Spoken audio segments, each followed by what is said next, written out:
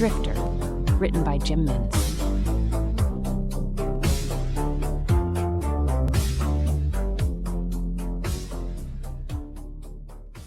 The man knelt down and scooped up some earth in his hand. He took a step forward and held out the dirt, waiting for the hand of the boy to rise and receive it. The entity complied, raising the boy's hand and opening his palm. The man poured the dirt into the boy's palm, and they both watched as the boy's left hand raised up at speed to catch the overflow. "What is this for?" the entity asked. The man did not reply. He waited until the dust had fully left his own hand and filled up the boy's. Then he patted his hands for any trace and rubbed them clean on his tunic. "Hold that up high," the man instructed. The boy's hands cupped the dirt in both hands. He continued to hold it chest high. "Like this?" he asked. "Yes, like that," the man nodded. The entity looked at the dirt overflowing along the sides of the ridges of the boy's hands. He looked up at the man. "What now?" he asked.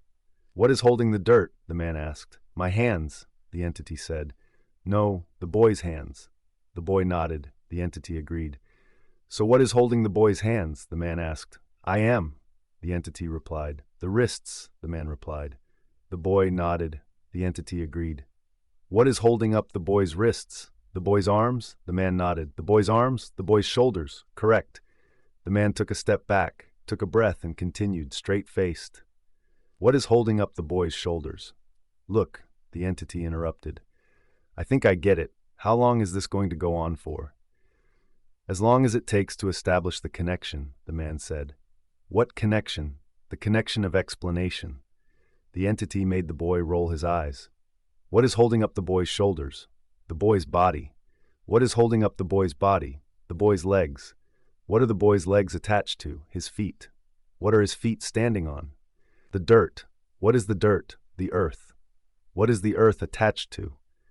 The entity raised an eyebrow. The man repeated the question. "Space." "What is the space connected to?" "I don't know." "Yes, you do," the man replied. "What is the space connected to?" "The system," the entity replied. "And what is the system connected to?" The entity thought long and hard, its feelings awakened, its origins revealed. "My brainstem," the boy replied. A distant memory struck the entity, a flurry of a deep knowledge as to who he was in that moment. He was not there on that earth, standing amongst that man. He was on a transmission bed, somewhere far away, with his consciousness beamed into the being of this microscopic organism, sent into a neural network of thoughts, feelings, emotions, and understanding, all wrapped up into a microcosm, a galaxy created for the purposes of observance.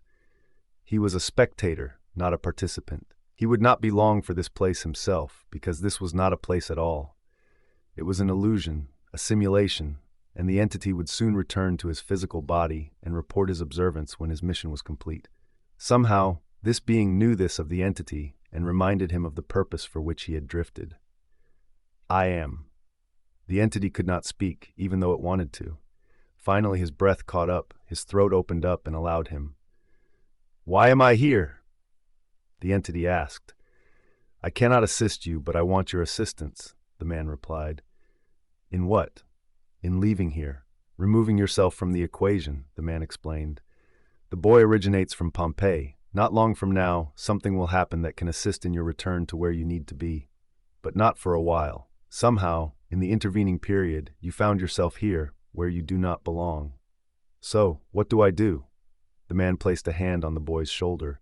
"You can drop the dirt," the man suggested. The entity complied. "You can take the boy and return to Pompeii. Every day you are here, you infect more and more people away from the plan. Take the boy far from here, back to his family." The man removed his hand and turned his back on the boy. "His family is dead," the entity replied. "There are others who are blood relatives." "Why did you promise the boy greatness?" the entity asked. "I didn't. I said he will play a major role. I still believe that, but not here," the man explained. "The boy believes in you," the entity said. "I can't take him away, he won't listen to me." The man kept walking. His followers stepped forward, forming a human wall where the man disappeared further into the forest. The conversation was over.